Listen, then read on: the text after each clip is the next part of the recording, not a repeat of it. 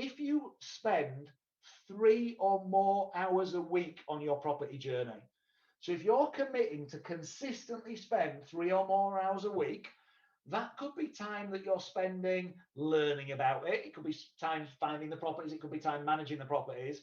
We're going to call that a property job. That's a job.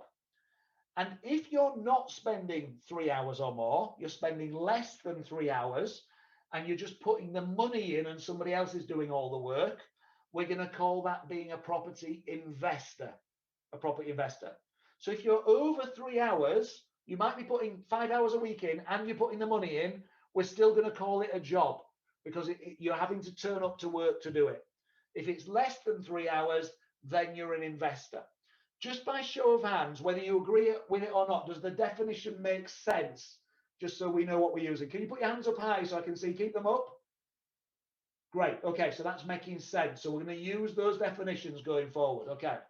So what I'd like you to do to start with, we're going to start to make some decisions. I said that to get different results, you need to make different decisions.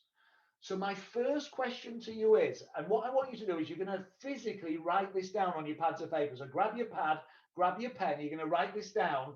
And why are we writing it down? Because it programs it into our nervous system. It starts to speak to the subconscious, which is 30,000 times more powerful than the conscious.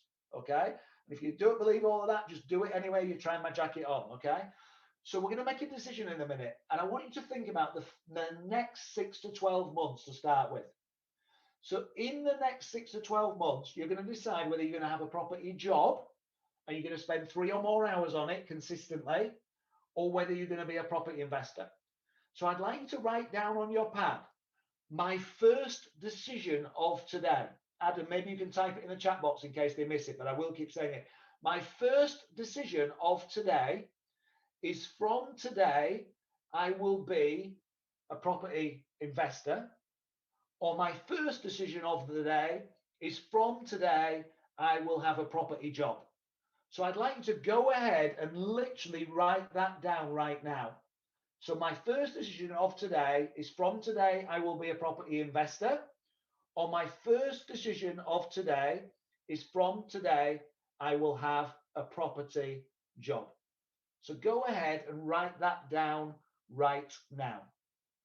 My first decision of today is from today, I'm a property investor. My first decision of today is from today, I've got a property job. Okay. So you've made your first decision. You've chosen one of the two. And if some of you are struggling with it, I'll come back to that in just a moment. Okay. But I want you to start to make decisions. Being indecisive does not serve you. I'd rather you make 10 decisions and get 4 of them wrong, so you've still moved forward 6 steps, than make no decisions out of fear and procrastination.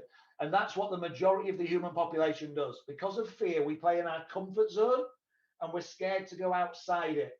And if we don't go outside the comfort zone, life never changes.